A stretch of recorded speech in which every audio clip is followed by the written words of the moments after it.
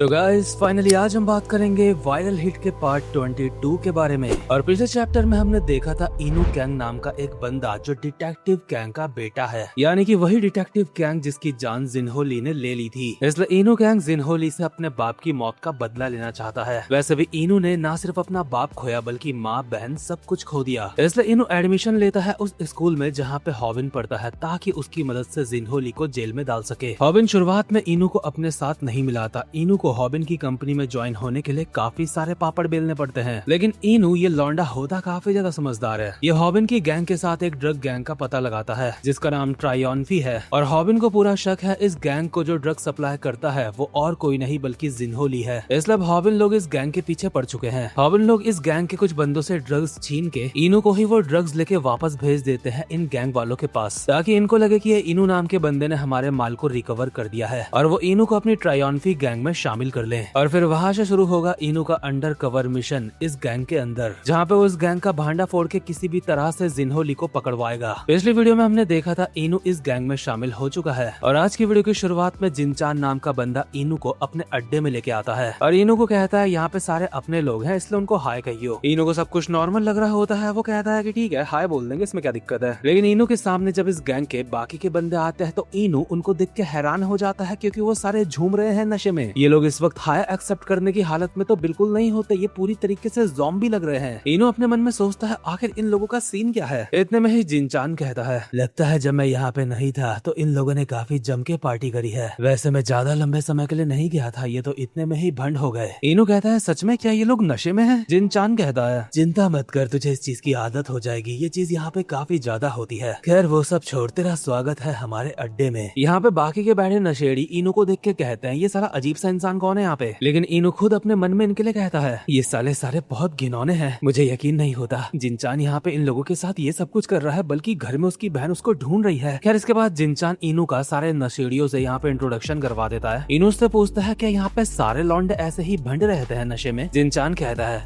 क्यों, क्या हो गया, तुझे भी करना है क्या? ऑब्वियसली इनू मना करता है, लेकिन जिनचान कहता है देख तूने बाद में तो करना ही है, इसलिए अभी मना करके क्या फायदा। इनू अपने मन में कहता है अबे हरामजादे इतनी ही चुल मचरी है तो खुद कर लेना। इसके बाद जिनचान बताता है वैसे भी हमारे लिए ये जितने भी बंदे काम करते हैं ये पैसों के लिए काम नहीं करते, बल्कि इसलिए काम करते हैं ताकि हम इनको ड्रग सस्ते में दे दें। इसका मतलब यहाँ पे काम करने वाले ज्यादातर लोग पहले से नशेड़ी थे जो यहाँ पे इसलिए ही आए ताकि नशा करने में आसानी हो उन्हें। और इनू ये सारी इंफॉर्मेशन अपने दिमाग में कलेक्ट कर रहा है। इसके बाद इनू की नजर पड़ती है एक दरवाजे में जो बंद है। इनू जिनचान से पूछता है वो दरवाजे के अंदर क्या है? जिनचान कहता है उस कमरे में जाना अलाउड नहीं है, वो हमारे बॉस का कमरा है और वहाँ पे सिर्फ हमारे टीम लीडर्स ही जा सकते हैं जब उन्हें बुलाया जाएगा। और आपको याद दिला दूं जिनचान भी एक टीम लीडर है, लेकिन इनू अभी टीम लीडर से भी नीचे है काफी, इसलिए वो उस कमरे में बिल्कुल नहीं जा सकता। लेकिन इनू के अंदर ऐसी खुजली है जो इस गार्ड से भी नहीं मिट सकती, इसलिए जिनचान के मना करने के बावजूद डायरेक्ट उस दरवाजे के अंदर घुस जाता है। जिनचान बस पीछे से चिल्लाता रह जाता है आखिर साले तेरी हिम्मत कैसे हुई बॉस के कमरे में ऐसे जाने की। लेकिन इनू तो अंदर घुस चुका है और देखता है वहाँ पे बैठा है मुन्हो, जिसके अगल बगल एक एक लड़कियां हैं और सामने कुछ नशे का सामान। लड़कियां तो शायद माल की वजह से बेहाल हैं, लेकिन मुन्हो इनू को कहता है अबे साले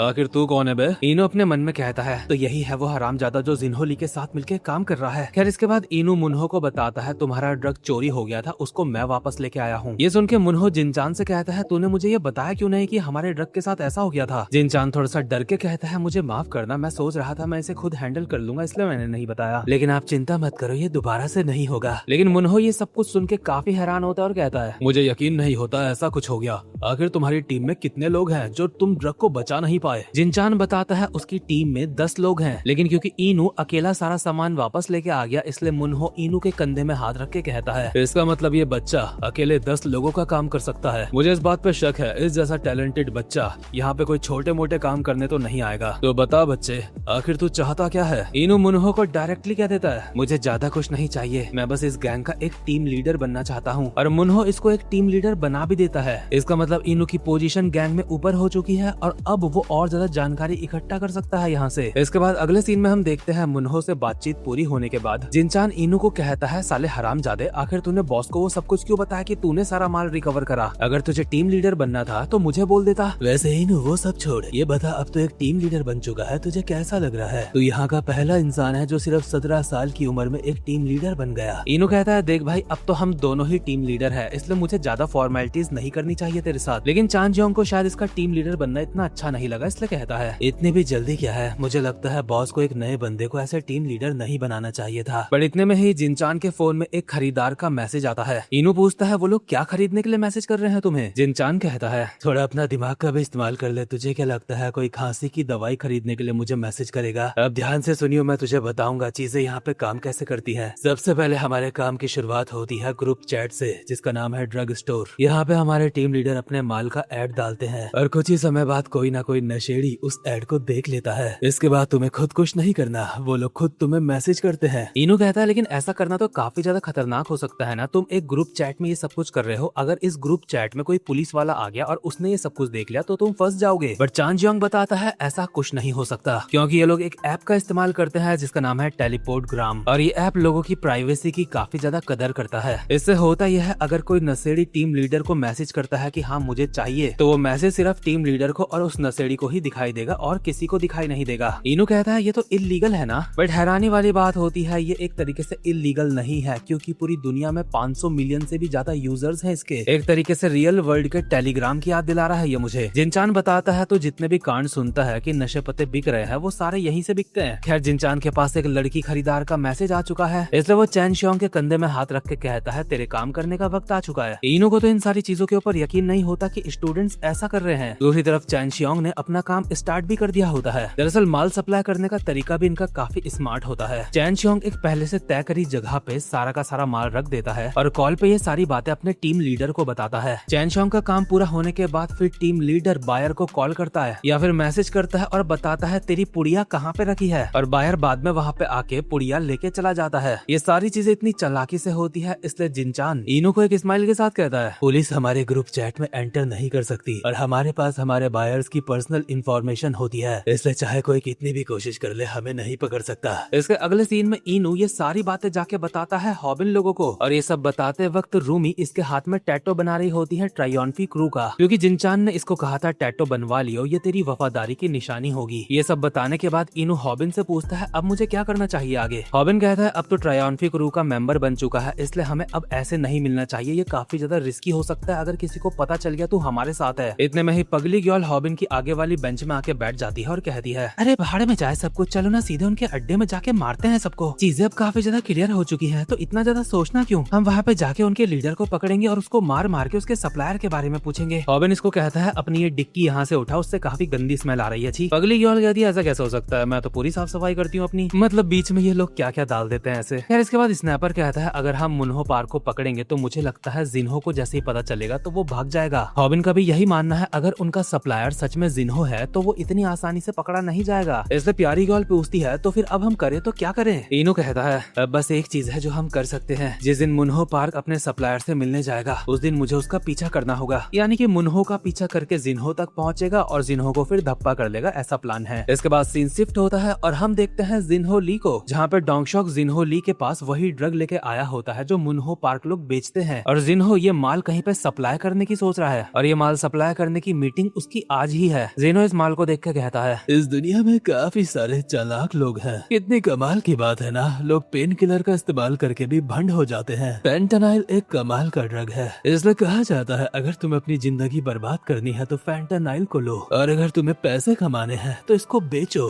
लगता है काफी सारी बातें हो गई, लेकिन अब वक्त है बिजनेस का, हम अपनी मीटिंग में देरी से नहीं पहुंच सकते। ये कह के जिन्हो निकल जाता है सारा माल लेके। दूसरी तरफ इनू जब ट्रायॉन्फी गैंग के अड्डे में आता है तो देखता है वहाँ पे पहले से काफी सारे लोग इकट्ठा हैं। जिनचान इनू के हाथ का टैटू देख के उसकी तारीफ करता है और इनू उससे पूछता है आखिर हमारे इतने सारे लोग यहाँ पे इकट्ठा क्यों हैं? जिनचान बताता है हमारे बॉस माल लेने जा रहे हैं सप्लायर से, इसलिए सारे लौंडे यहाँ पे खड़े हैं ताकि ऑब्वियसली बॉस को बाय बाय बोल सके। और अब तक मुन्हो निकल भी चुका है सप्लायर से मिलने के लिए, और क्योंकि इनू को मुन्हो का पीछा करना है इसलिए जिनचान से पूछता है आखिर वो कहाँ गया, मुझे जल्दी बताओ उस लोकेशन का पता। लेकिन जिनचान को लोकेशन का पता नहीं होता क्योंकि वो लोकेशन ऑब्वियसली सीक्रेट है, इसलिए इनू फटाफट से यहाँ से भागने लगता है मुन्हो को ढूंढने के लिए और अपने मन में कहता है शिट, मुझे पता नहीं था आज ही वो दिन है जब मुन्हो सप्लायर से मिलने जाएगा, मुझे उसे ढूंढना होगा। उसकी बाइक हमारे अड्डे के बाहर ही खड़ी थी, इसका मतलब वो पैदल गया है, वो आसपास ही होगा। लेकिन वो इतनी भीड़ में सौदा नहीं करेगा, इसलिए किसी शांत जगह पे गया होगा। वो जरूर किसी गली में गया होगा। इसलिए इनो भागते हुए एक गली में पहुंच जाता है और किस्मत से उसको मुन्हो वहाँ पे दिख भी जाता है। मुन्हो बहुत ही सावधानी से चोरी छुपे एक कैरियोके के अंदर घुसता है और सीढ़ियों से नीचे जाता है। ये देख के इनो भी वहाँ अंदर एंटर कर जाता है और उसका पीछा करने लगता है, लेकिन साथ ही साथ अपना फोन निकाल के हॉबिन को बस बताने ही वाला होता है वो कहाँ पे है, ताकि उसको बैकअप मिले अगर कोई गड़बड़ हो जाए। लेकिन उससे पहले ही इनो के पीछे से यहाँ पे सप्लायर भी आ जाता है और इनो को देख के कहता है, क्या तू तो मुन्हो नहीं है? एक मिनट, क्या मैंने तुझे पहले कहीं देखा है? क्या हम दोनों एक दूसरे को जानते हैं? इनो की फुल ऑन फटी पड़ी होती है और अपने मन में कहता है, नहीं ऐसा नहीं हो सकता, क्या यही जिन्हो ली है? अभी इनो ने सप्लायर का फेस ठीक से देखा भी नहीं होता। इतने में ही मुन्हो इसके पीछे से आके इसकी गुद्दी पकड़ के इसका सर नीचे कर देता है और कहता है, अबे साले तुझे कैसे पता चला मैं यहाँ हूँ? मुझे माफ करना सर, मुझे लगता है ये मेरा पीछा कर रहा था। मुन्हो की पकड़ इतनी ज्यादा खतरनाक होती है कि इनो भी सोच रहा होता है ये कितना ज्यादा ताकतवर है। इतने में ही सप्लायर कहता है, मुन्हो मैं सोच ही रहा था आखिर ये है कौन, तो ये तेरा बंदा है। तुझे याद है मैंने तुझे कहा था हम दोनों एक दूसरे को किसी परेशानी में नहीं डालेंगे, इसलिए जब हम सीक्रेट डील कर रहे हो तो हमारे आसपास किसी को होना नहीं चाहिए। अब हमारे पास और कोई रास्ता नहीं बचा, हमें इस बच्चे को जान से मारना होगा। ये सुन के इनो की फटके चार हो जाती है, लेकिन इतने में ही सप्लायर कहता है, अब चिंता मत कर, मैं मजाक कर रहा हूँ, मुझे नहीं लगता इसने मेरा चेहरा देखा है, इसलिए इसको जाने दे। लेकिन मुन्हो आज हम कोई बिजनेस नहीं करने वाले क्योंकि ये यहाँ पे है, अब ये काम हम किसी और दिन करेंगे। ये कहके सप्लायर कैरियोके के और ज्यादा अंदर चला जाता है और मुन्हो इनो की गर्दन छोड़ देता है। इसके बाद हम देखते हैं एक डिलीवरी बॉय उस लोकेशन में पहुंचता है जहाँ पे उसको किसी ने खाना मंगवाया है, लेकिन वहाँ पे उसको कोई दिखाई नहीं देता, इसलिए चिल्ला के कहता है, आखिर ब्लैक बीन्स नूडल किसने ऑर्डर करे हैं? बगल में ही बच्चों के कुछ झूले होते हैं, उनमें से पगली ग्योल का हाथ बाहर आता है और कहता है, वो मैंने ऑर्डर करे हैं, लेकिन ये साला इतना चिल्ला क्यों रहा है? इसके चिल्लाने की वजह से सबका ध्यान मेरे ऊपर चला जाएगा। मैंने डिलीवरी इंस्ट्रक्शन में साफ साफ लिखा था शांति से आइयो। इसके बाद पगली ग्योल झूले के अंदर बैठ के खाना खाना स्टार्ट करती है। पगली ग्योल ने अभी अपना पिंक मास्क भी पहना है और यहाँ पे पूरे 3 बाउल निपटा चुकी है वो ब्लैक नूडल सूप के, और खाते खाते अभी अपने मन में कहती है, हॉबिन और इनो दोनों का ही ध्यान अभी जिन्हो ली के ऊपर है, जिस वजह से हमारे चैनल ट्रबल शूटर का काम रुका पड़ा है। आखिर साला वो लोग सोच क्या रहे हैं? यूट्यूब में वापस आना मेरे लिए आसान नहीं था, हमें जो हमारे चैनल के लिए रिक्वेस्ट मिली है आखिर वो उसको कब पूरा करने वाले हैं? मैं हमेशा इनो और हॉबिन का इंतजार नहीं कर सकती, इसलिए ये काम मुझे ही करना पड़ेगा। मुझे बस उस जिनचान नाम के लड़के को किडनैप करके उसकी बहन को वापस देना है और उससे पैसे लेने हैं, यानी कि वही जिनचान जो ट्रायम्फी गैंग का टीम लीडर है और इनो के साथ रहता है, और ग्योल यहाँ पे इसी को पकड़ने के लिए आ रखी है। इतने में ग्योल देखती है जिनचान सड़क क्रॉस कर रहा है और अपने मन में कहती है, ये साला नशेड़ी तो था ही, इसको सड़क क्रॉस करना भी नहीं आता, और झूला झूलते हुए आगे बढ़ती है उसको पकड़ने के लिए। जिनचान जो सड़क में आवारागर्दी कर रहा है देखता है उसकी सिगरेट्स खत्म हो चुकी है। वो जैसे ही सिगरेट लेने आगे जाने की सोच रहा था, इतने में ही उसके पीछे से ग्योल आती है और उछल के बेसबॉल बैट से उसका सर बस फोड़ने ही वाली थी। जिनचान को इस चीज का एहसास हो जाता है और अचानक से पीछे मुड़ के देखता है, लेकिन पीछे कोई नहीं होता। इसलिए जिनचान को लगता है आजकल नशे कुछ ज्यादा हो रहे हैं, इसको नशे कम करने पड़ेंगे, ये फालतू में चीजें सोच रहा है अनसंट। बट रियलिटी में ग्योल सच में उसके पीछे थी उसको मारने के लिए। वो तो अचानक से यहाँ पे इनो आ गया था, जो अचानक से ग्योल को पकड़ के दीवार में चिपका के उसका मुंह बंद कर देता है। ग्योल कहती है, हरामजादे तेरी हिम्मत कैसे हुई मुझे दीवार में चिपकाने की? चुप रहो,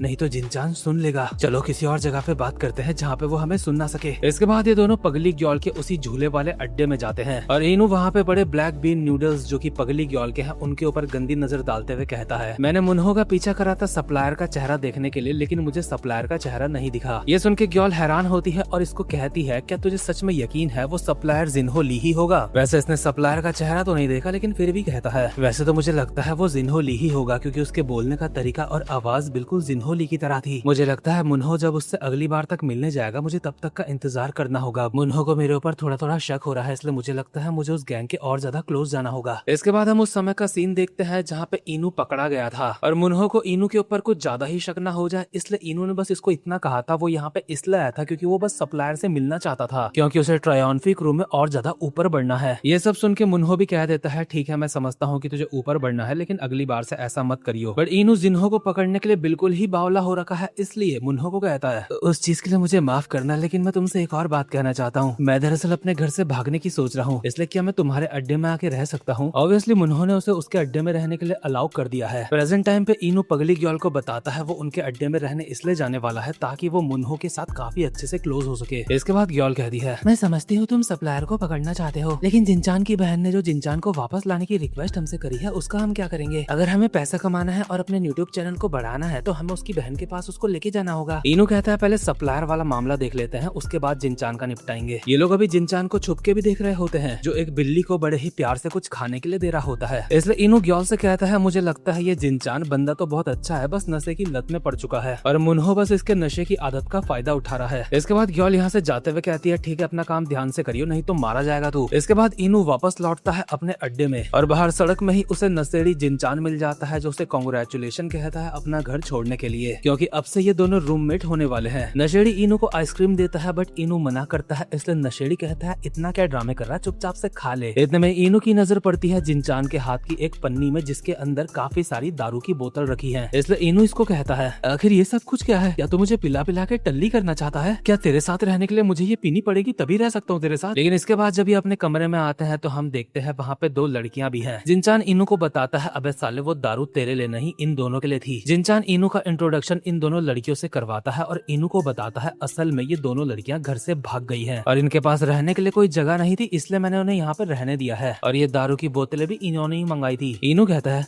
क्या इसका मतलब तुम इन लोगों को जानते भी नहीं हो ठीक से। जिनचान इन लड़कियों को कहता है आज रात तुम यहाँ रुक जाओ लेकिन कल सुबह चले जाना। लाल बाल वाली लड़की कहती है मैं वापस नहीं जा सकती, क्योंकि लाल बाल वाली लड़की का सौतेला बाप उसके ऊपर गंदी नजर रखता है और उसकी माँ को सब कुछ पता होने के बावजूद भी वो चुप रहती है, क्योंकि उसको डर है कहीं वो सौतेला बाप उसको डाइवोर्स ना दे दे। इसके बाद जिनचान ब्राउन बाल वाली लड़की से पूछता है तू क्यों भागी घर से। ब्राउन बाल वाली लड़की कहती है मैं वो बोलना भी नहीं चाहती, क्योंकि अगर मैं वो बोलूंगी फिर मुझे उसके बारे में सोचना पड़ेगा और मैं ये नहीं चाहती। जिनचान कहता है ठीक है जो भी है आज रात तुम दोनों यहाँ पे रुक सकते हो, सुबह चले जाना चुपचाप से। इनू बैठा बैठा अपने मन में कहता है क्या जिनचान सच में सच बोल रहा है, क्या वो इन लड़कियों को सिर्फ यहाँ पे इसलिए लेके आया है क्योंकि वो इनकी मदद करना चाहता है। शायद से जिनचान सच ही बोल रहा होगा, मुझे लगता है जिनचान एक अच्छा इंसान है। खैर दोनों लड़कियां बहुत सारी दारू पीते पीते कहती है प्लीज हमें यहाँ पे रहने दो, हमें नहीं जाना वापस घर। और जब दोनों टल्ली हो जाती है पूरी तरीके से तो जिनचान इनू को कहता है ये दोनों बहुत जवान है, इनको काफी जल्दी नशा हो गया, इनको पता नहीं था कि इनको कितनी पीनी है। इनू कहता तो ठीक है इनको नशा हो गया, अब हम चले जाते हैं सोने के लिए, सुबह इनको भेज देंगे ठीक है। बट जिनचान का प्लान यहीं से शुरू होता है। वो एक ड्रग वाला पैकेट फाड़ता है और कहता है क्या मतलब सोने चले जाएं, अभी अभी तो रात जवान हुई है तो इतनी ज्यादा चिंता मत कर, मैं उनको चोट नहीं पहुंचाऊंगा, मुझे तो बस अपना काम करना है। वैसे भी ये लड़कियां अब घर नहीं जाने वाली, मैं इनको धीरे धीरे करके आज से ही ड्रग की लत लगवाना शुरू करूंगा। मैं चाहता हूँ ये लोग एक नंबर की नशेड़ी बन जाए। शुरुआत में मैं इनको ड्रग फ्री में दूंगा और जब इनको आदत पड़ जाएगी तो उसके बाद इनसे पैसे लूंगा। तुझे क्या लगता है जब इनको आदत पड़ जाएगी उसके बाद क्या होगा? ड्रग्स काफी ज्यादा महंगे होते हैं और ड्रग्स खरीदने के लिए पैसे कमाने के लिए कुछ भी करेंगी। हम इनकी ऐसी नशेड़ी मानसिकता का फायदा उठाएंगे और इनको बोलेंगे अगर तुम्हें पैसे चाहिए तो जैसा हम कहते हैं वैसा करो। ये लड़कियां पैसे कमाने के लिए अपना शरीर तक बेचने के लिए तैयार हो जाएंगी क्योंकि इनको नशा करना है। इनू बस मुझे देखता रहे और सीखता रहे। जिनचान एक लड़की के पास आके उसको जबरदस्ती नशा कराने की कोशिश कर रहा होता है, पर ये सब कुछ इनू से देखा नहीं जाता, इसलिए वो जिनचान के मुंह पे एक मुक्का मार के उसको पीछे फेंक देता है। जिनचान हैरान होता है और इनू कहता है जिनचान तुझे कम से कम एक इंसान की तरह बनने की एक्टिंग तो करनी चाहिए, मॉन्स्टर कहीं के, हराम के बच्चे, मैं तुझे छोड़ूंगा नहीं। और इनू दोबारा से इसके ऊपर कूद के इसको जमीन में चिपका देता है और इसके ऊपर मुक्के ही मुक्के बजा के इसको गालियां देते हुए अपने मन में कहता है हॉबिन मुझे माफ करना, मैंने अपना मिशन फेल कर दिया है, मैं खुद को रोक नहीं पाया, इसकी ऐसी हरकतें देख के मेरा मिशन फेल हो गया। जिनचान मरी हुई हालत में कहता है अबे साले तुझे लगता है तू ये सब कुछ करके यहाँ से भाग जाएगा? इतने में ही इनू के मन में ख्याल आता है क्यों ना जिनचान को डरा धमका के अपनी साइड मिला ले, बिल्कुल उसी तरीके से जैसे हॉबिन ने चैनशियोंग के साथ करा था। अगर उसी तरीके से इनू जिनचान को अपने साइड मिला ले तो वो जिनचान को इस गैंग के अंदर एक जासूस की तरह इस्तेमाल कर सकता है। इसलिए इनू जिनचान का कॉलर पकड़ के उसको डराते हुए कहता है अबे ओए जिनचान मेरी बात ध्यान से सुन,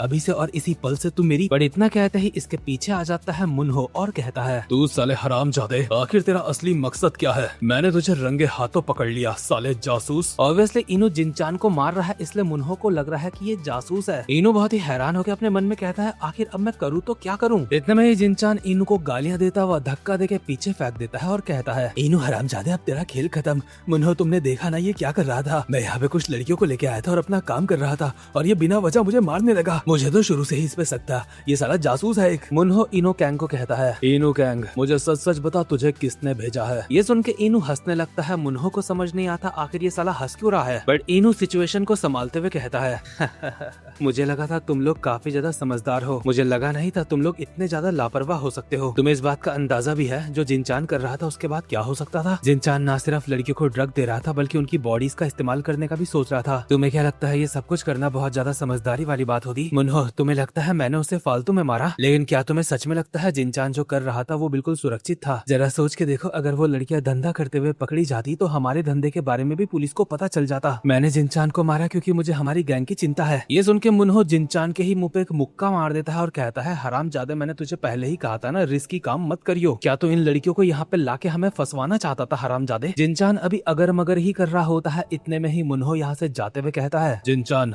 अब से तो टीम लीडर नहीं है, अब तेरी पूरी टीम की जिम्मेदारी मैं इनू के ऊपर सौंप रहा हूँ। इसके अगले सीन में मुन्हो अपने सप्लायर को ये सारी की सारी बातें बताता है, जिससे सप्लायर काफी ज्यादा इम्प्रेस होता है इनू से। इनू भी ये इनकी कॉल पे बातें यहाँ पे बैठ के सुन रहा होता है। मुन्हो बताता है, मैं उसी लड़के की बात कर रहा हूँ जो आपको कैरियोके में मिला था, उसने दोबारा से हमारी काफी बड़ी मदद करी। ये काफी काबिल बंदा है, मुझे लगता है हमारी गैंग को ऐसे और बंदे चाहिए। बट सप्लायर एक स्माइल के साथ कहता है, मुन्हो, मैं समझ गया तू क्या कहना चाहता है, लेकिन लोगों में कुछ ज्यादा भी यकीन मत करा कर, क्योंकि जो लोग बहुत ज्यादा वफादार होते हैं उनका कोई छुपा हुआ मकसद होता है। मुन्हो कहता है, मुझे नहीं लगता ये बंदा ऐसा है, ये काफी काबिल बंदा है। और इनू चुपचाप से बैठ के बस इनकी बातें सुन रहा है। इसके बाद सीन शिफ्ट होता है और हम देखते हैं एक मेट्रो स्टेशन का सीन, जहाँ पे इनू ड्रग का एक बैग लेके इंतजार कर रहा है हॉबिन का। इतने में ही हॉबिन भी यहाँ पे आ जाता है और इन दोनों ने ही अभी कैप्स पहनी है ताकि इनके चेहरे किसी को दिखाई न दे। हॉबिन यहाँ पे आते ही अपना खुफिया पासवर्ड कहता है, जो कि है आई एम अ फायरफ्लाई। वैसे इनको पासवर्ड की अभी कोई जरूरत तो है नहीं, क्योंकि ये दोनों एक दूसरे की आवाज पहचानते हैं, लेकिन फिर भी शायद इनको हीरो बनना होगा, इसलिए आप ऐसी पासवर्ड वासवर्ड खेल रहे हैं। इनू कहता है, मैंने याला पासवर्ड के लिए एग्री नहीं करा था, बाकी सब छोड़ो और बताओ कैसे हो तुम। दोनों एक दूसरे का हालचाल पूछते हैं और इनू हॉबिन को बताता है उसने ट्रायम्फी गैंग में अपने से एक ऊपर के बंदे को मार के उसकी जगह ले ली। ऑब्वियसली वो जिनचान की बात कर रहा है। हॉबिन दोबारा से स्टाइल दिखाते हुए कहता है, ये दुनिया ऐसी ही है इनू,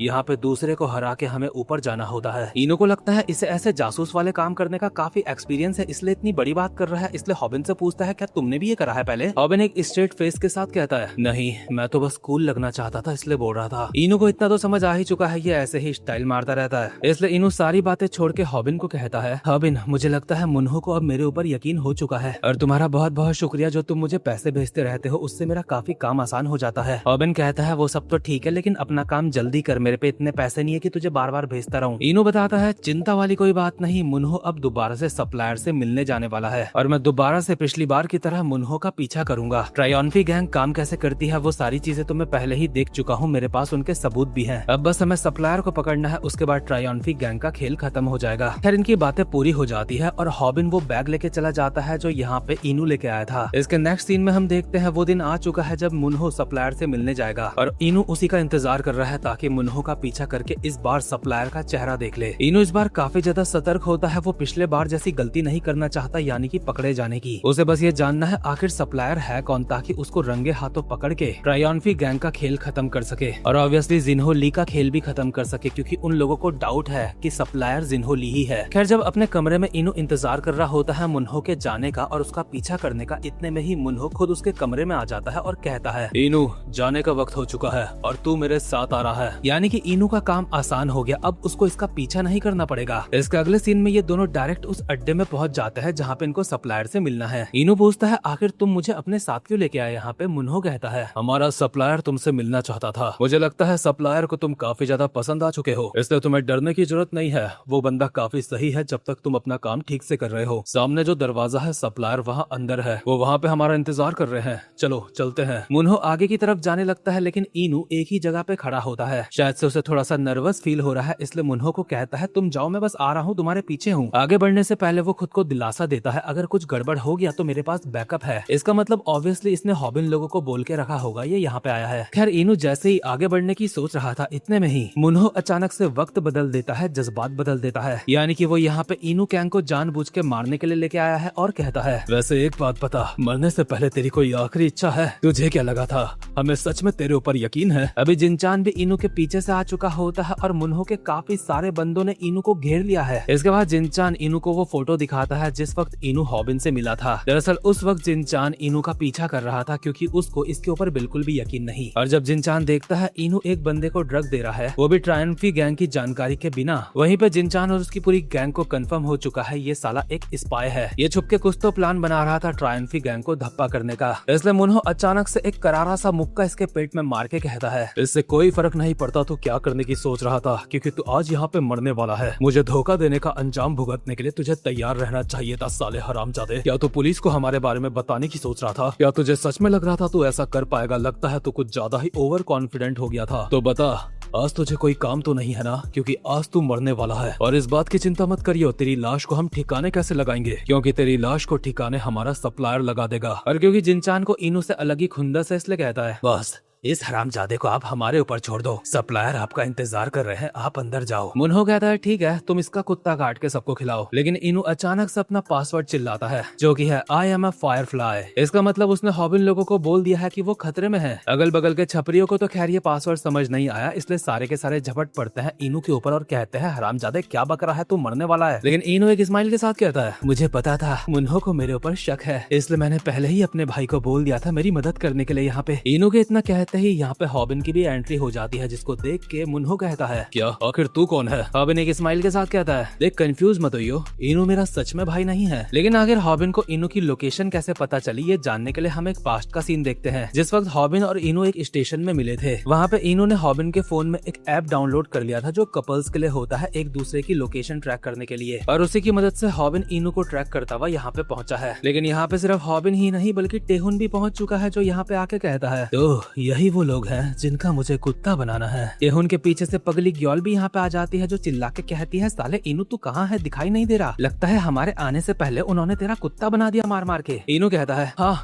उन्होंने मुझे मारा है, अब मेरी मदद करो। हॉबिन कहता है ये सारी बातें अब बात के लिए बचा लेते हैं, क्योंकि अभी वक्त है शोडाउन का। तो यही वो सारे हरामजादे हैं जो हमारे न्यूबी को मारने के लिए यहाँ पे आए हैं। और हॉबिन अपने मन में कहता है इनू तुमने काफी अच्छा काम करा, लेकिन अब हम यहाँ पे आ चुके हैं, चिंता की कोई बात नहीं। इतने में ही मुन्हो कहता है हॉबिन जिन बेटे मैं तेरा ही इंतजार कर रहा था। हॉबिन बताता है पगले मेरा नाम हॉबिन जिन नहीं हॉबिन यू है। मुन्हो के मन में अब भी ये सवाल होता है क्या सिर्फ ये 4 लोग इन सारे लोगों से फाइट करने वाले हैं? हॉबिन बाकी हानमा के स्टाइल में स्ट्रेचिंग करते हुए कहता है क्या फाइट? लेकिन तुम लोग हमारे दुश्मन नहीं हो, तुम लोग तो बस रास्ते की छोटी मोटी रुकावट हो। इसके बाद टेहुन अपना जलवा बिखेरना स्टार्ट कर देता है। वो उड़ उड़ के काफी सारे लॉन्डो को मारने लगता है और मारते मारते एक स्माइल के साथ इनको कहता भी है आजकल ऐसे चोमू चोमू लोग भी ड्रग्स बेचने लग गए हैं। इतने में एक दूसरा चोमू पगली ग्योल के ऊपर पंच मारने के लिए आता है। पगली ग्योल इसको डॉज करके बिल्कुल वैंगक के स्टाइल में इसके मुंह पे मुक्का बजा के कहती है साले एक लड़की पे हाथ उठाएगा। दूसरी तरफ इनू ने भी एक बंदे की गर्दन पकड़ के पीछे से उसको दबा दिया होता है और हॉबिन को चिल्ला के कहता है मैंने भी दबोच लिया एक को। हॉबिन कहता है वो सब तो ठीक है, लेकिन क्या तू उसको जान से मारेगा? अबे साले वो बेहोश हो चुका है, छोड़ दे उसको। अपने बंदे को ऐसा पिटता देख मुन्हो कहता है दिलचस्प है,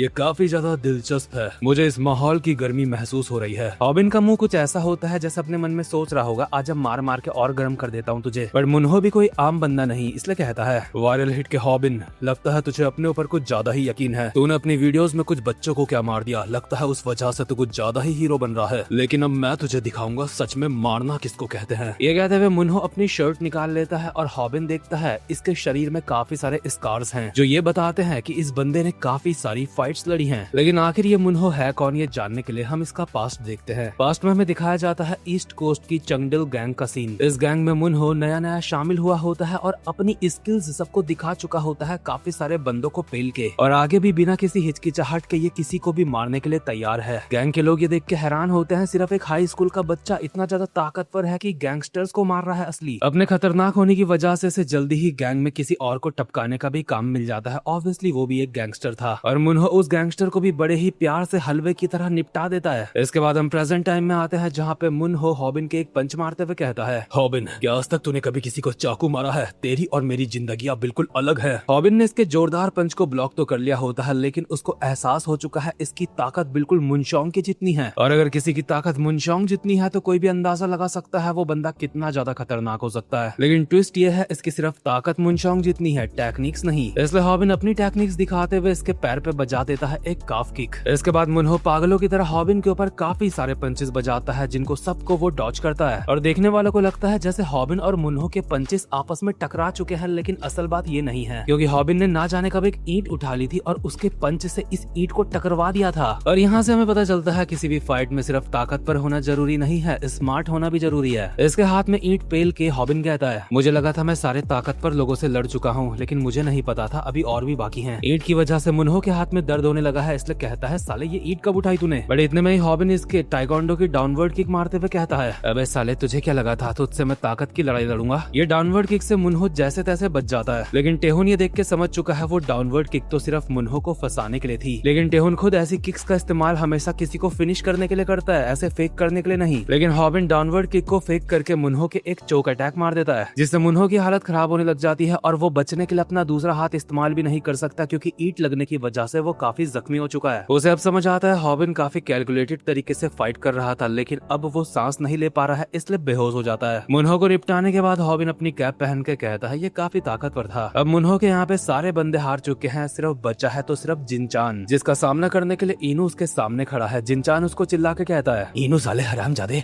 आखिर तू ये सब कुछ क्यों कर रहा है? इससे तुझे क्या मतलब कि हम ड्रग्स को लेते हैं या फिर उसका क्या करते हैं? इनू कहता है, साले नशेड़ी, तू अपनी फैमिली के साथ जो कर रहा है तुझे उस बात का बिल्कुल भी बुरा नहीं लग रहा है क्या? तेरी बहन को जब हमने बताया था तो ड्रग्स करने लगा है और बेचने भी लगा है। ये सुन के तेरी बहन को काफी बुरा लगा था, इसलिए इसकी बहन ने इनू लोगों को कहा था अब तुम्हें जिनचान को सजा भी देनी होगी जो वो डिजर्व करता है। इनू तो इसकी बहन से काफी अच्छे से बात कर रहा था, लेकिन पगली ग्योल तो बस यही बोल रही थी इसके एक्स्ट्रा पैसे लेंगे हम। इसके बाद इनू चिल्ला के इसको मारने के लिए आगे आता है और कहता है, हम ट्रबल शूटर टीवी है और हम अपने क्लाइंट्स की रिक्वेस्ट को पूरा करते हैं। तेरी बहन ने हमें बताया था तेरा दिमाग खराब हो चुका है, उसके बाद हमें पता चला तू ड्रग्स करता है और बेचता भी है। और जो लोग भी ये वीडियो देख रहे हैं, आप आगे की जानकारी जानने के लिए लिंक पे क्लिक कर सकते हैं जो डिस्क्रिप्शन में आपको मिल जाएगा। मतलब भाई ने जोश में बिल्डअप तो ऐसे बना दिया जैसे ये इसको एक मुक्के से ही मार देगा, लेकिन जिनचान अचानक से इनू के मुंह पे एक लात मार के उसको पीछे कर देता है और इसके बाद इनू के ऊपर मुक्के और लातों की बारिश कर देता है। इनू को समझ नहीं आता आखिर ये इतना ज्यादा खतरनाक कैसे हो गया, जब मेरी पहले इससे फाइट हुई थी तब तो मैंने साले का कुत्ता बनाया था मार के। इसलिए जिनचान कहता है, बेटे उस वक्त तूने अचानक से मेरे ऊपर हमला करा था, इसलिए ये मत सोचियो कि तू मुझसे ज्यादा ताकतवर है। क्योंकि जिनचान किक बॉक्सिंग का इस्तेमाल कर रहा है, इसलिए पगली ग्योल कहती है ये किक बॉक्सर बड़े ही कायर होते हैं, क्योंकि इनको बॉक्सिंग नहीं आते इसलिए अपनी टांगों की भी इस्तेमाल करते हैं ये। हॉबिन कहता है, ऐसी बातें मत करो, किक बॉक्सर्स नाराज हो जाएंगे। वैसे चाहता तो हॉबिन अभी इनू की मदद कर सकता था, लेकिन वो जानबूझ के उसकी मदद नहीं करता, क्योंकि वो चाहता है इनू खुद फाइट करके ग्रो करे, स्ट्रॉन्ग बने। लेकिन दूसरी तरफ इनू बिल्कुल झंडपंती में फाइट कर रहा होता है, उसके मुक्के बिल्कुल कनेक्ट ही नहीं हो पा रहे जिनचान से। इनू भी यही सोच रहा है और जिनचान उसके मुक्कों से बसते बसते एक दीवार तक आ चुका है, यानी कि पीछे जाने के लिए उसके पास जगह नहीं। और सेम यही चीज हॉबिन ने भी करी थी, जिस वक्त वो एक किक बॉक्सर से फाइट कर रहा था, वो उसको ऐसी जगह पे ले गया जहाँ से वो पीछे न जा पाए। और अभी बिल्कुल हॉबिन के ही स्टाइल में एक मुक्का मारने के लिए जिनचान को आगे बढ़ता है। जब कोई हमारे काफी ज्यादा क्लोज होता है तो हम लात का ठीक से इस्तेमाल नहीं करते। जिनचान के साथ भी अभी वही सीन है, लेकिन जिनचान एक स्माइल के साथ कहता है, हरामजादे मैं किक बॉक्सर हूँ, मुक्के भी मार सकता हूँ मैं। और ये इनू के मुक्के को डॉज करके इनू के मुंह पे बस एक मुक्का बजाने ही वाला था, इतने में ही इनू बिल्कुल हॉबिन की तरह इसके ऊपर एक चोक अटैक मार देता है। बट इनू का चोक अटैक उतना अच्छे से नहीं पड़ा है जैसे हॉबिन मारता है, इसलिए जिनचान को पूरा मौका मिल जाता है इनू की कमर पकड़ने का। जिनचान इनू की कमर पकड़ के उसको हवा में उठा के जमीन में बस पटकने ही वाला था। ये देख के ऑडियंस को लगने लगता है इनू का खेल खत्म हो चुका है। ऊपर से जिनचान माहौल को थोड़ा ज्यादा अपने फेवर में बनाने के लिए कहता है चिल्ला के, साले हरामजादे तुझे जमीन में पटक के तेरे पिछवाड़े के 2 टुकड़े कर दूंगा मैं। लेकिन इनू जिनचान के पीछे वाली दीवार पे एक लात मार के जिनचान का सर पकड़ के उसको पीछे की तरफ गिरा देता है सर के बल, जिससे ऑब्वियसली बेचारे नशेड़ी का सर फूट गया होगा। खैर नशेड़ी हार चुका है, लेकिन एक नशेड़ी को हराने में इनू के घोड़े खुल चुके हैं। इनू अभी इतनी बुरी तरीके से हाँफ रहा है जैसे मुनचोंग के साथ फाइट कर रहा होगा। खैर ये दोनों कमजोर बच्चों की फाइट खत्म होते ही हॉबिन, जो बहुत ही स्टाइल से इस फाइट को ऐसे देख रहा था जैसे वो गॉड ऑफ फाइटिंग है, इस चीज को सिर्फ मैं ही नोटिस नहीं कर रहा था, काफी देर से इसको टेहुन भी नोटिस कर रहा था। इसलिए हॉबिन के खोपड़े में पीछे से एक लात मार के कहता है, अबे साले तब से ऐसे देखे क्या जा रहा है, आजकल तुझे देख के मेरा बहुत ज्यादा दिमाग खराब हो रहा है। हॉबिन कहता है, यार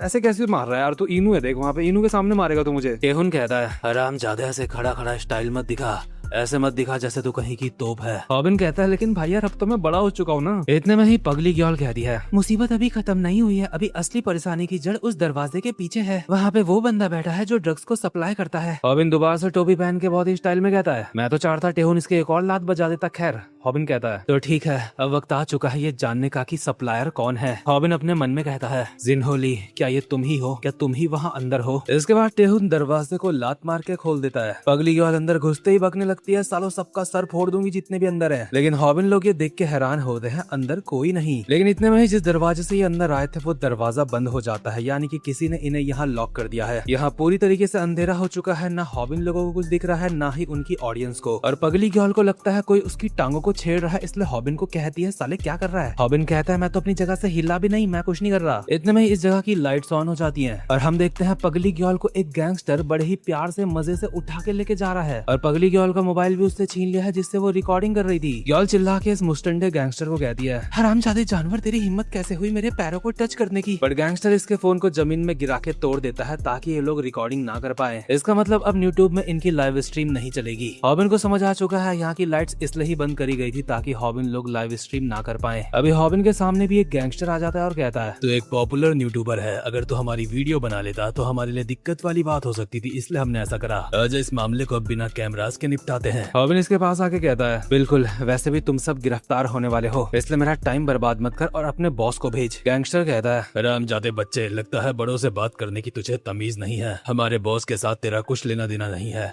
तेरा गेम तो मैं ही बजाऊंगा। इतने में टेहुन यहाँ पे आके गैंगस्टर के ऊपर टांग रख देता है और हॉबिन कहता है लेना देना तो मेरा तुझसे भी नहीं है, तेरा लेना देना है टेहुन से। जिस तरीके से टेहुन ने गैंगस्टर के ऊपर टांग रखी है ये देख के हॉबिन कहता है भाई तुम सच में काफी ज्यादा कूल लग रहे हो। अबे साले अपना मुंह बंद कर और जाके सप्लायर को पकड़। इसलिए हॉबिन आगे चला जाता है सप्लायर को पकड़ने के लिए। इतने में ही हॉबिन के सामने एक मोटा सा मुस्टंडा आ जाता है उसको रोकने के लिए। हॉबिन कहता है साला अब कैसे पकड़ू सप्लायर को, एक तो ये मोटा आगे आ गया मेरे। इतने में ही इनू हॉबिन के आगे आके कहता है हॉबिन इसको मैं देखता हूँ, तुम जाके सप्लायर को पकड़ो, मैं कैसे भी करके इसको यहाँ पे रोक के रखूंगा। मोटा मुस्टंडा कहता है अबे हरामजादो, यहाँ पे कोई मजाक चल रहा है, ये क्या बके जा रहे हो कि मुझे रोक लोगे तुम? बात तो ऐसे कर रहे हो जैसे मेरी एक उंगली का वार भी झेल पाओगे। हॉबिन को समझ आ चुका है इनू तो इसको नहीं हरा पाएगा, इसलिए वो इनू को कहता है तो पीछे रहिए, तेरी लीग से बाहर का बंदा है, क्योंकि ये फाइट बस ऐसे ही नहीं करता, ये कमाता है इस चीज से, इसका काम है ये, इसलिए तू पीछे हो जा। दूसरी तरफ एक गैंगस्टर टेहुन के घुमा के एक पाइप मार देता है जिसको टेहुन ब्लॉक करता है। गैंगस्टर कहता है मैंने सुना था तूने न्यू इंटरनेशनल गैंग को अपनी टांगों से मारा था, इसलिए एक पाइप के हमले से तुझे असर नहीं होना चाहिए ज्यादा। टेहुन मुश्किल से जैसे इसको ब्लॉक करता है, इसके बाद हम दूसरे सीन में देखते हैं जहाँ पे मोटा गैंगस्टर हॉबिन को बोलता है हरामजादे तुम बच्चे हमें नहीं हरा सकते, और भागता हुआ उसकी तरफ आता है उसे मारने के लिए। हॉबिन मोटे के हमले से बच के उसके पेट में पंचिंग बैग की तरह मुक्के बजा देता है जिससे मोटे को कोई असर नहीं होता, और हॉबिन को ये अंदाजा हो जाता है अगर मोटे ने एक बार हॉबिन को पकड़ लिया तो हॉबिन का गेम खत्म। और ऊपर से मोटे के ऊपर मुक्कों का भी कोई असर नहीं हो रहा है, इसलिए हॉबिन टारगेट बनाता है मोटे के प्रेशर पॉइंट्स को, जैसे कि होती है नाक। मोटे के नाक पे जैसे ही हॉबिन का मुक्का पड़ने वाला था तो वो हॉबिन को पकड़ने के लिए तैयार होता है, लेकिन हॉबिन भी उससे बचने के लिए उससे पहले से तैयार था और नाक पे मुक्का मारने को कैंसिल करके मोटे के पीछे आके एक हाथ से उसकी गर्दन पकड़ता है, दूसरे हाथ की कोहनी उसके सर पे बजा देता है, और इस हमले का नाम है म्यूथाई एल्बो स्ट्राइक्स। इस तरह की स्ट्राइक्स हॉबिन ने इसके सर पे भी काफी सारी बार बजा दी होती है, अगर ये कोई नारियल होता अब तक तो फूट जाता है, लेकिन मोटे का भी घर बस लड़ाई झगड़े से ही चलता है, इसलिए उसे फाइट करना आता है। हॉबिन जब भी मोटे के पीछे लटका है, मोटा पीछे ही अपने कमर के बल नीचे गिर जाता है उसको दबाने के लिए, और ना चाहते हुए भी मोटे के वेट की वजह से हॉबिन की हालत खराब हो जाती है। इसके बाद मोटा हॉबिन के ऊपर आके उसके मुक्के ही मुक्के बजाने लगता है और कहता है साले मर जा।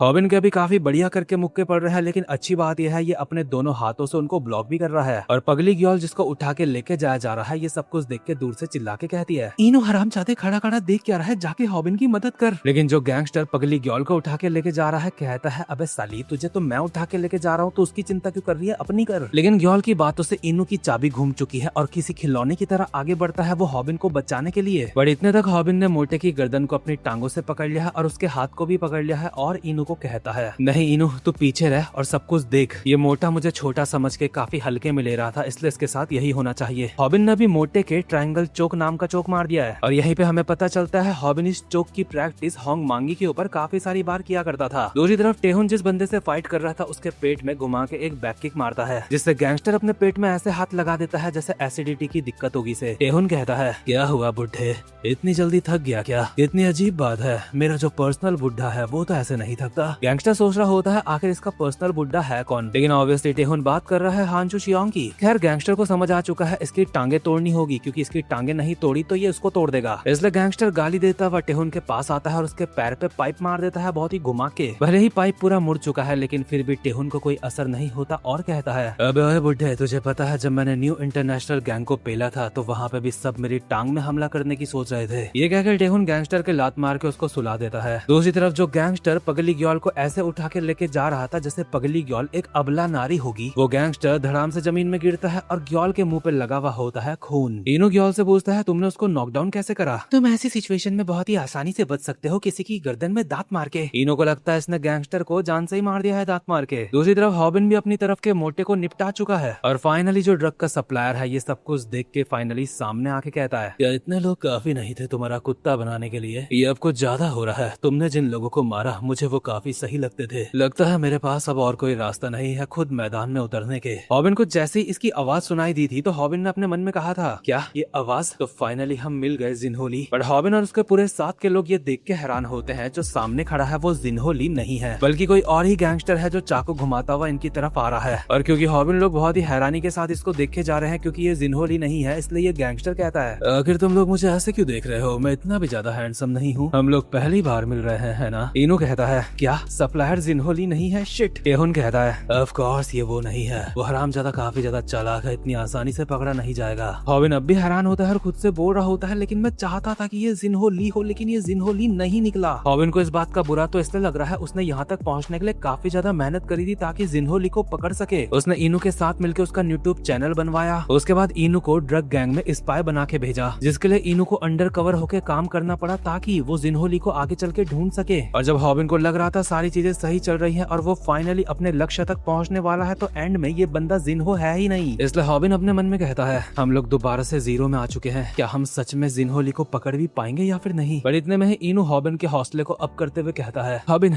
अभी खेल खत्म नहीं हुआ है। ये हरामजादा न्यू इंटरनेशनल गैंग का ही मेंबर है। इसका नाम गैंगटे मुन है। ये जिन्होली का राइट हैंड मैन है। ये जिन्हो की गैंग का हाई रैंकिंग मेंबर है जिसको पुलिस नहीं पकड़ पाई थी। एक पल के लिए तो मैं इसको पहचान ही नहीं पाया था क्योंकि इसने अपना हेयर स्टाइल चेंज कर दिया है, लेकिन इसके पास जो चाकू है इससे ये साबित होता है ये न्यू इंटरनेशनल गैंग का गैंगटे मुन ही है। ये पहले एक बेरहम कसाई था। इसने काफी निचले स्तर से स्टार्ट करके जिन्हो की नजर में काफी विश्वास बनाया है। इसने गलत तरीके से जिन्हो के लिए काफी ज्यादा पैसा कमाया है। ये काफी ज्यादा लालची इंसान है और जिस वक्त तुम्हारे और जिन्हो के पंगे चल रहे थे उस वक्त ये वहाँ पे नहीं था क्योंकि ये बाहर जा रखा था अपने बिजनेस को बढ़ाने के लिए, गैंग के लिए अपने। पुलिस ने इसको पकड़ने की कोशिश करी थी लेकिन ये जिन्होली के साथ कहीं गायब हो गया था। और उससे भी ज्यादा जरूरी बात ये जिन्हो का ही आदमी है क्योंकि इसके पास जो चाकू है वो जिन्हो ने ही इसको दिया था। लेकिन आखिर इनू को इतनी सारी बातें डिटेल में कैसे पता? दरअसल इनू के फादर के मरने के बाद इनू ने न्यू इंटरनेशनल गैंग के ऊपर काफी ज्यादा रिसर्च करी थी इसलिए उसे ये सब कुछ पता है। खैर इनू की इतनी ज्यादा बकबक सुनने के बाद गैंगटे इनू की आंख में चाकू मारते हुए कहता है तो बहुत ज्यादा बोलता है, लेकिन हॉबिन बीच में आके इस चाकू को रोक लेता है और इनू को कहता है, ठीक है मैं सब कुछ समझ गया, तो मुझे इस बंदे को हराना होगा। अगर हम इसको हरा देते हैं तो हमें जिन्हो के बारे में कुछ पता चल सकता है ना? गैंगटे कहता है, क्या तू सीरियसली मुझसे फाइट करना चाहता है बिना किसी हथियार के साथ? हॉबिन को किसी चाकू वाले बंदे से फाइट करने का कोई एक्सपीरियंस नहीं है इसलिए उसे डर भी लग रहा है, लेकिन फिर भी वो ट्राई करने के लिए तैयार है क्योंकि सैमडैक ने उसे सिखाया है कैसे किसी चाकू वाले बंदे को फाइट में हराया जाता है। और सच में वीडियो का ये वाला पार्ट किसी को भी काफी ज्यादा वैल्यूएबल इंफॉर्मेशन दे सकता है। मुझे लगता है सैमडैक ने जो चाकू वाले बंदे से फाइट करने का तरीका हॉबिन को बताया है उससे बेस्ट तरीका और कहीं नहीं मिलेगा। खैर इसके बाद हम पास्ट का सीन देखते हैं जहाँ पे हॉबिन सैमडैक से ये पूछ रहा होता है किसी चाकू वाले बंदे से कैसे लड़ सकते हैं और कैसे जीत सकते हैं उससे, क्योंकि मेरा सामना जिन्हो और उसके जैसे गैंगस्टर्स है और उनके पास चाकू नहीं होंगे। ये मुझे नहीं सोचना चाहिए, वो कभी भी चाकू लेके आ सकते हैं। सैमडैक जमीन से एक डंडी उठा के कहता है, उससे पहले मुझे ये बता तुझे क्या लगता है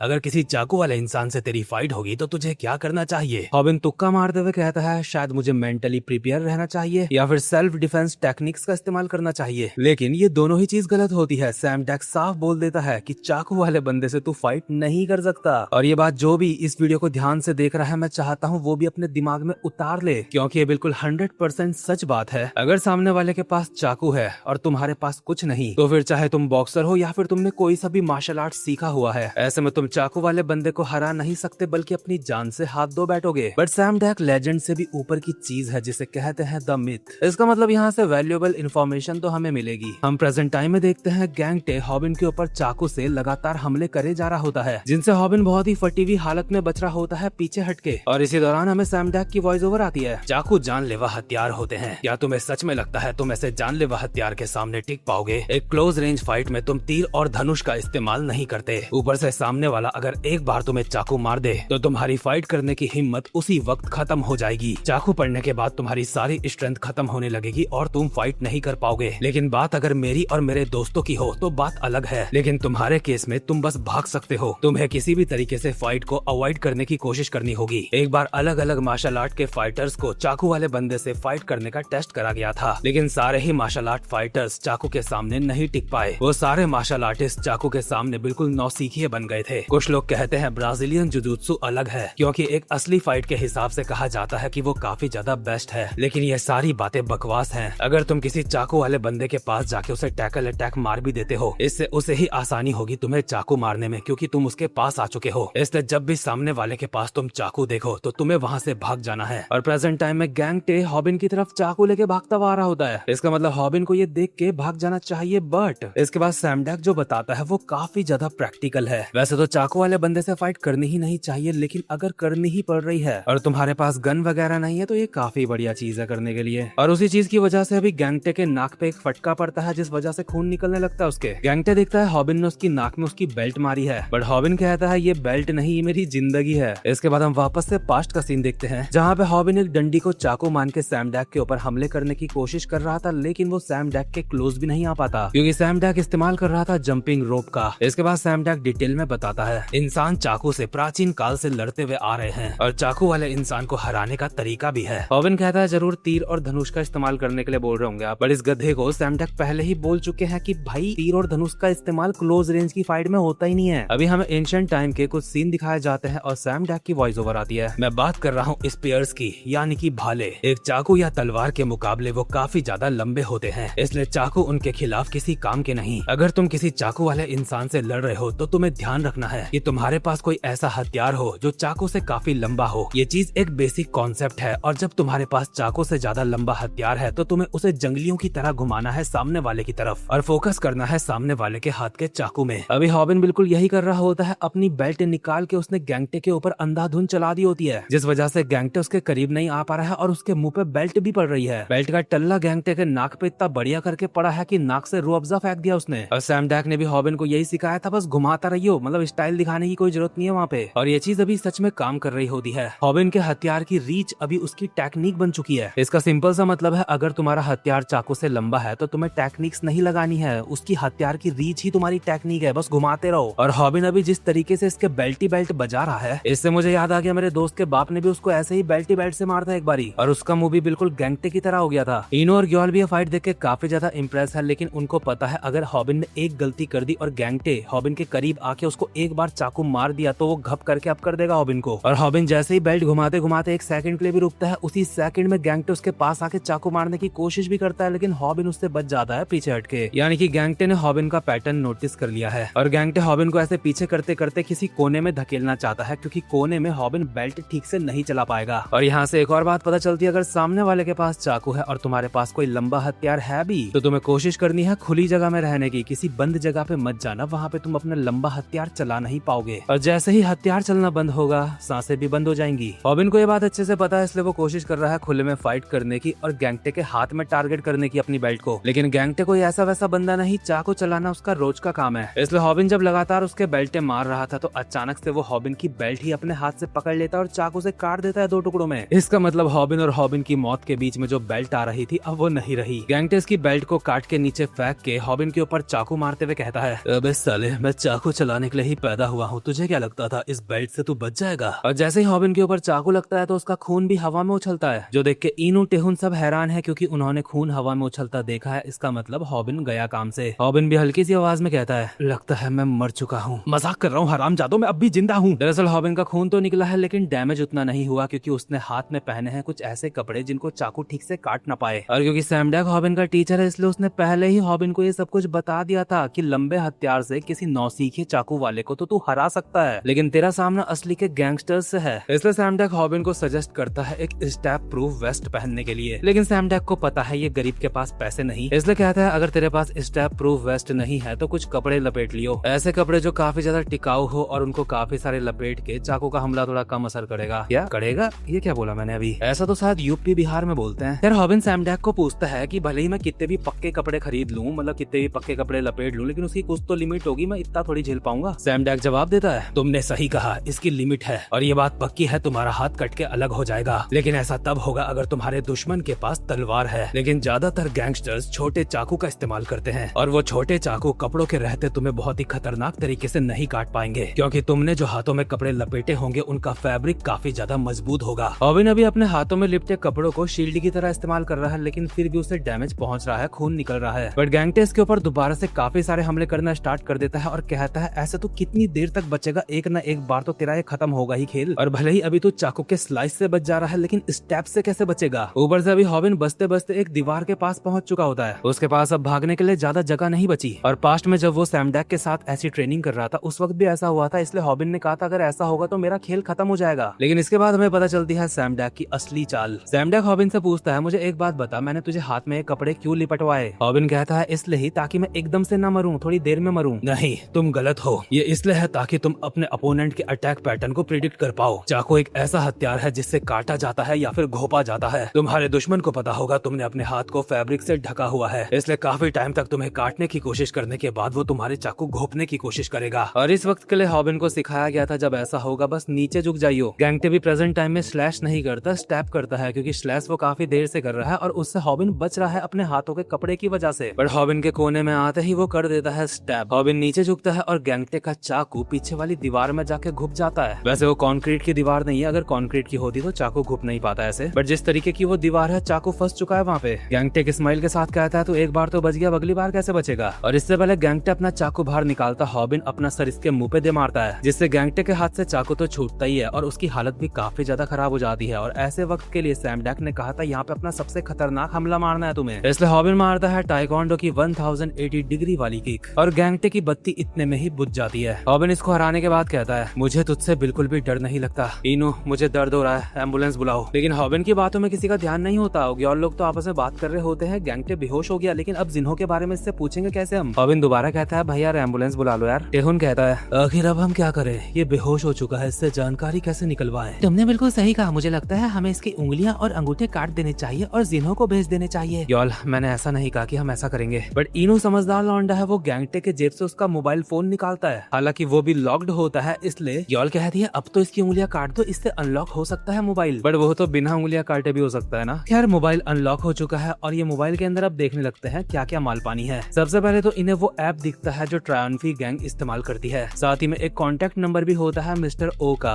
इनो को शक होता है कहीं ये जिन्हो के साथ के डोंगशक ओ का नंबर तो नहीं है। हॉबिन वक्त बर्बाद ना करते हुए सीधा कॉल मिला देता है उस नंबर में, और साथ ही साथ में ये लोग ये भी प्लान कर लेते हैं कि हॉबिन उससे ऐसे बात करेगा, वो जो भी होगा, जैसे हॉबिन को जुकाम लगा हुआ है, उससे उसे ऐसा लगेगा जैसे गैंगटे ही बात कर रहा है। बस हॉबिन बोल देगा मैं गैंगटे ही हूँ और मुझे जुकाम लगा है। खैर जैसे ही कॉल कनेक्ट होती है तो दूसरी तरफ से आवाज आती है, हेलो हॉबिन, मैं तुम्हारी लाइव स्ट्रीम देख रहा था, कहीं तुम मेरी आवाज भूल तो नहीं गए है ना, काफी समय बाद बात हो रही है हॉबिन। और ऑब्वियसली ये डोंगशॉक भी नहीं बल्कि सीधा निकलता है जिन्हो, यानी कि ये ड्रग वाली गैंग में जिन्हो का पूरा हाथ था। और हॉबिन चालाक है तो जिन्हो उससे भी ज्यादा चालाक है, क्योंकि वो पकड़ा नहीं गया। बट यकीन मानो आगे और ज्यादा मजा आने वाला है, लेकिन ये वाला पार्ट यहीं पे खत्म होता है। और इसी तरीके की एक्सप्लेनेशंस के साथ अगर आप बने रहना चाहते हो तो आप चैनल को सब्सक्राइब और बेल आइकन को भी प्रेस कर सकते हो। बाकी अब मैं मिलूंगा आपसे अपनी नेक्स्ट वीडियो में, तब तक के लिए मजे करो।